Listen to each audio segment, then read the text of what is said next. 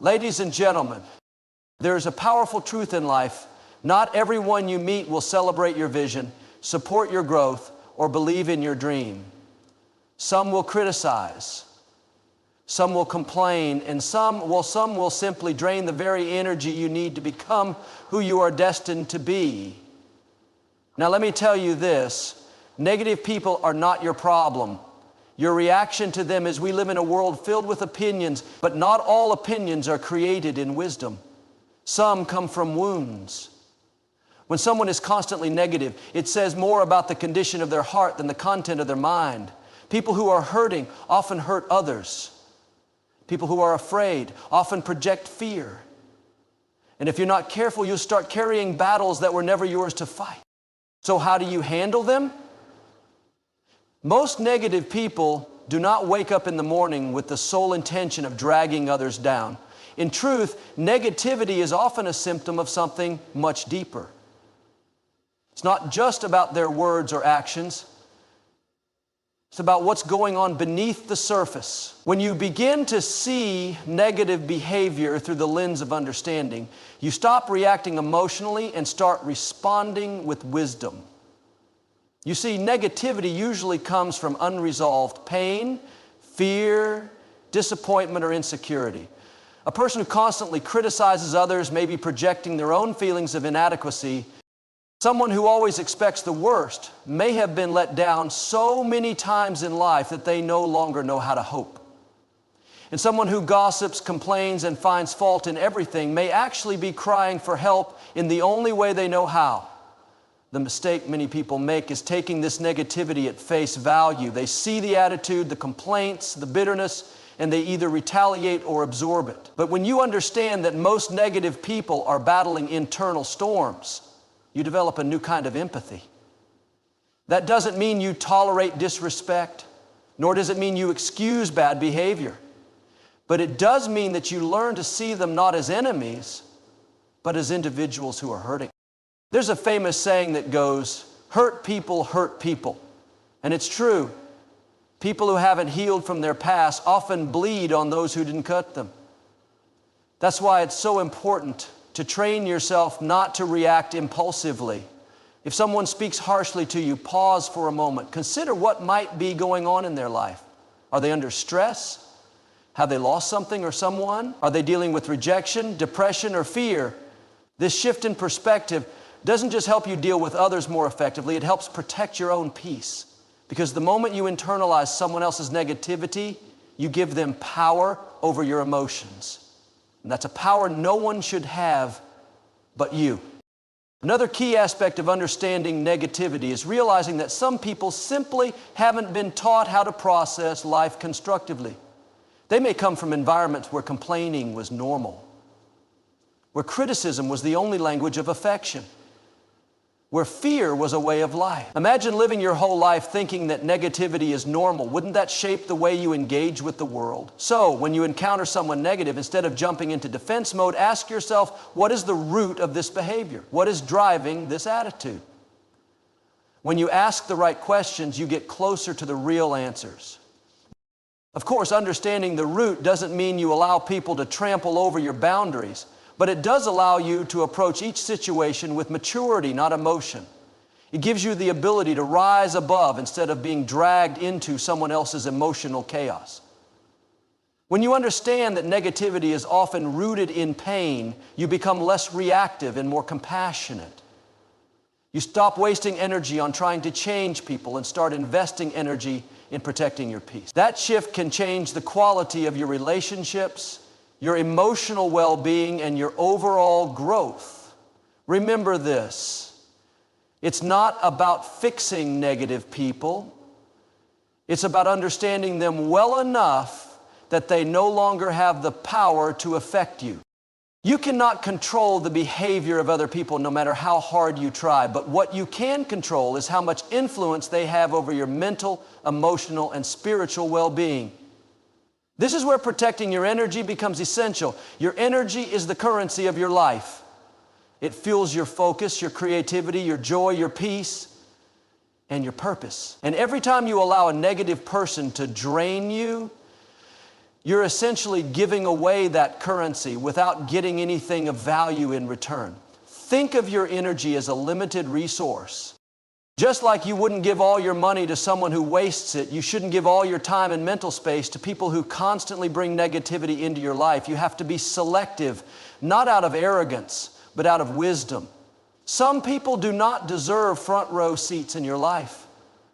Not everyone has earned the right to your attention, your thoughts, or your emotional investment.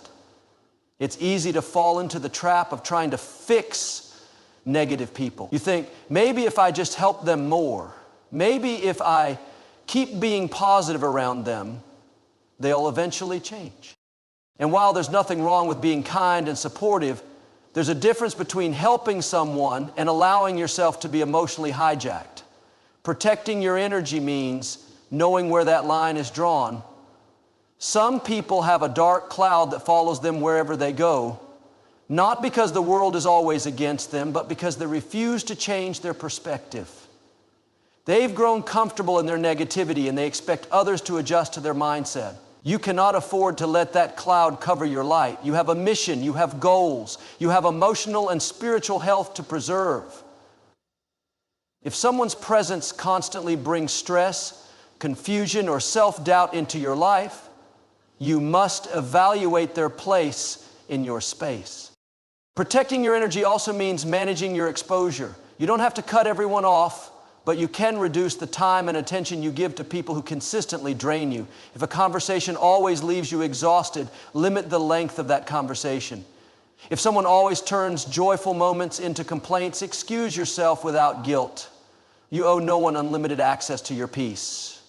It's necessary for growth. Because the more energy you spend fighting unnecessary battles, the less you have for the battles that actually matter. When you're constantly reacting to negativity, your focus shifts from your vision to someone else's dysfunction.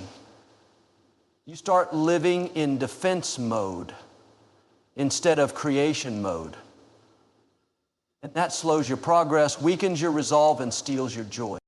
There's also a spiritual aspect to this. Energy is not just mental, it's deeply spiritual. If you constantly allow yourself to be surrounded by pessimism, doubt, criticism, and fear, it begins to contaminate your spirit. It affects how you think, how you feel, and how you show up in the world. That's why it's so important to create emotional boundaries. Not walls that isolate you, but boundaries that preserve you. Surround yourself with people who feed your spirit. People who speak life, not those who drain it. People who challenge you to grow, not those who guilt you for evolving. Your energy is sacred. Guard it. Protect it. Prioritize it. Protecting your energy isn't about being cold or distant. It's about being wise. It's about knowing that you can't pour from an empty cup, and it's your responsibility to keep that cup full.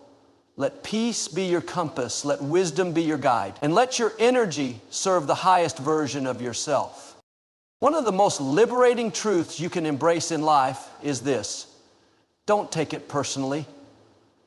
Not everyone's opinion of you matters.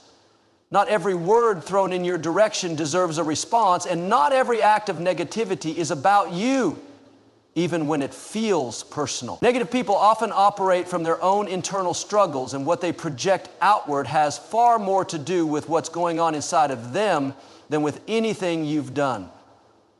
When someone criticizes you, insults you, or behaves in a toxic way, it's easy to feel hurt, confused, or even angry.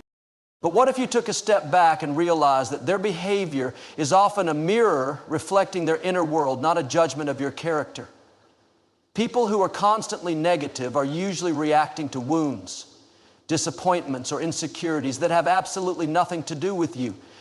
They are speaking from a place of pain, not perspective. And when you learn to see that, it changes everything. Imagine someone who constantly puts others down. That person may have grown up in an environment where love was conditional, where affirmation was scarce, and where criticism was a form of control. So now in adulthood, they repeat that pattern, not because you've done something wrong, but because that's all they know. When you internalize their words, you begin to live according to their reality, not your own. You let their limitations become your limitations. You let their fear become your fear. And that is a weight you were never meant to carry. The problem is most people haven't been taught this level of emotional intelligence. We're conditioned to believe that when someone is upset with us, we must be at fault. When someone withdraws, we must have done something wrong. When someone disrespects us, we must not be worthy of respect. But the truth is, many people's reactions are not rooted in your actions, they're rooted in their patterns. This is why it's so important to build a strong sense of self. When you know who you are, you don't need validation from someone who doesn't even understand themselves. You don't seek approval from someone who can't even approve of their own life. You become grounded, stable, and unshakable, not because negativity doesn't touch you, but because you no longer allow it to define you. Taking things personally is a trap that will keep you emotionally exhausted. It will make you defensive, insecure, and constantly second-guessing your every move. It will cause you to shrink yourself to avoid judgment or to bend yourself out of shape trying to please everyone. But no matter how much you try, some people will still misunderstand you, some will still criticize you, and some will never appreciate what you bring to the table. That has nothing to do with your value and everything to do with their vision. So the next time someone tries to rain on your joy, speak doubt into your dream, or tear you down when you're building yourself up, pause, breathe. Remind yourself, this is not about me. Their storm is not your storm. Their darkness does not have to dim your light, and their words do not get to rewrite your worth. When you stop taking things personally, you take back your power.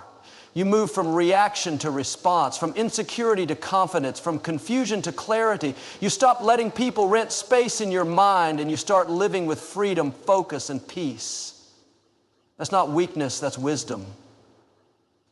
You are not responsible for how others choose to behave. You are responsible for how you choose to respond. And choosing not to take it personally might be one of the greatest gifts you ever give yourself. Setting boundaries is not about being rude, distant, or cold. It's about being wise enough to protect your peace and strong enough to value yourself. When you allow people unlimited access to your time, emotions, and energy without any boundaries, you are essentially saying, my well-being is not a priority. And that's a message that not only others hear, but one that your own mind and heart begin to believe. Negative people often don't recognize boundaries because they are so consumed with their own issues that they fail to notice how their behavior affects others. That's why it is up to you to define the limits. You have to decide how much you're willing to tolerate, how often you'll engage, and what kind of treatment you'll accept. Setting boundaries is not about changing other people. It's about managing how much of their chaos you're willing to let into your space. One of the first boundaries you must set is emotional. Not every comment requires a response. Not every insult needs your attention. If someone is constantly dumping negativity on you, learn to mentally and emotionally detach. You can listen without absorbing. You can care without carrying. You can support without sacrificing your sanity. This emotional boundary creates a filter between their world and yours. Next comes the boundary of time. You are not obligated to spend hours with people who drain you. You can be polite, respectful, and still choose to limit your interactions. Just because someone is a coworker, a family member, or even a longtime friend doesn't mean they get to monopolize your time. Time is your most precious resource. Once it's gone, you can't get it back. So guard it like gold. Use it wisely and give it to those who uplift, inspire, and strengthen you. Verbal boundaries are just as crucial. Sometimes you need to speak up and let someone know calmly and clearly that their behavior is not acceptable. You don't need to be aggressive, but you do need to be assertive. Say things like, I'm not comfortable with that tone, or I'd prefer if we focus on solutions rather than complaints. These small but firm statements communicate your standards. And when you express your boundaries consistently, people start to understand where the line is drawn. But perhaps the most important boundary is the one you set within yourself. You must give yourself permission to walk away from situations and people that compromise your peace. Guilt is not a reason to stay. History is not a reason to stay. Even love without respect is not a reason to stay. You can love someone deeply and still recognize that being around them constantly is not good for your mental or emotional health. Boundaries are not walls meant to shut people out. They are fences meant to protect what's within. They're not about punishment, they're about preservation.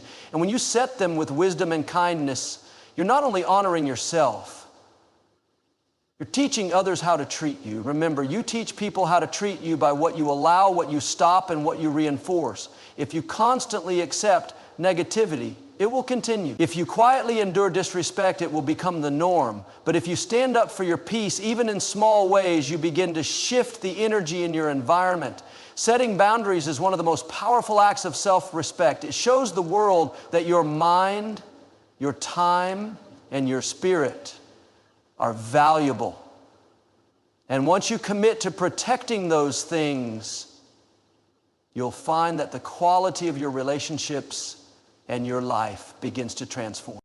You become like the people you surround yourself with. Whether you realize it or not, the company you keep has a deep influence on your mindset, your energy, and even the way you see yourself. That's why it's crucial to choose your circle wisely. Not everyone who comes into your life is meant to stay, and not everyone who stays is meant to grow with you. The people around you are either feeding your spirit or draining it. They're either pushing you forward or pulling you back. Negative people tend to view life through a lens of fear, limitation, and doubt. And if you're not careful, their mindset can begin to rub off on you. You might start second-guessing your dreams, questioning your abilities, or losing the enthusiasm you once had. That's not because you changed, it's because your environment did. When you constantly hear complaining, blaming, and negativity, your mind starts to normalize it. What you surround yourself with, you eventually absorb. This is why it's so important to evaluate your circle. Who are you giving your time, energy, and attention to? Are these people helping you grow, or are they keeping you stuck? Do they inspire you to be your best self, or do they make you feel like you're never enough? These are the hard questions that many avoid asking out of fear of losing people. But the truth is, outgrowing someone doesn't mean you hate them. It simply means you're choosing growth over comfort, vision over limitation, peace over drama.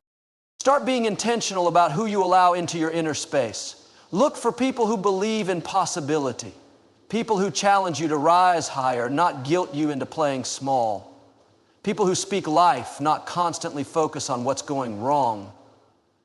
When you're around the right people, their presence becomes a source of strength. They don't compete with you, they celebrate you. They don't just hear your goals, they hold you accountable to them. And most importantly, they remind you of your value when you start to forget it. Sometimes we hold on to toxic connections out of loyalty or history. But history is not a reason to stay in unhealthy relationships. Just because someone has been in your life for years doesn't mean they're meant to go where you're going. Growth often requires separation. It doesn't mean you stop loving someone, it just means you stop allowing their dysfunction to dominate your atmosphere. There's also something to be said about the power of solitude. Sometimes, to attract better, you need to learn to be alone, to understand your own worth without needing constant affirmation, to develop your mindset so that when new people come into your life, you're clear on what you'll accept and what you won't. The clearer you are about your own standards, the easier it becomes to recognize who fits and who doesn't. Remember, energy is contagious. If you surround yourself with people who are always complaining, always judging, always negative, that energy begins to settle into your spirit. But if you surround yourself with people who are hopeful, passionate, resilient, and purpose-driven, that energy lifts you up. Your circle should be a reflection of your future, not your fears. So make it a habit to audit your relationships. Do it with honesty. Do it with love. But most importantly, do it with the understanding that your peace, your joy, and your destiny are too important to be compromised by someone else's negativity. You don't need a crowd, you need alignment. You don't need approval, you need support. And you don't need to explain why you're protecting your space. Your growth is reason enough.